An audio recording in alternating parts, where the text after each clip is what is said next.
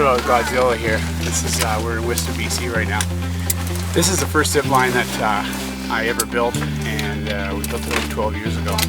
And at the time, it was the first of its kind in the world. So we were using 3/4 inch cable, parallel zip line, lines are 2 meters apart, speeds in excess of 80, 90 kilometers an hour. And basically it's a 22% overall grade, landing speeds in excess of 60 miles an hour.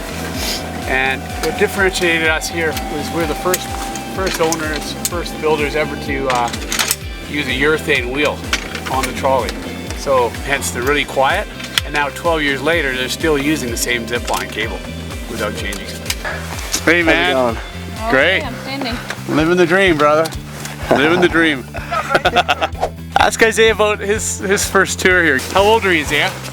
6 years old, and I vowed to everyone that I would stick to the small line, the trainer line, and then one day kind of peer pressured myself into doing it, but then I told everyone, okay, if I'm doing it first. I got to get it over with, and yeah, I ended up being the first kid down the line. It was a good time.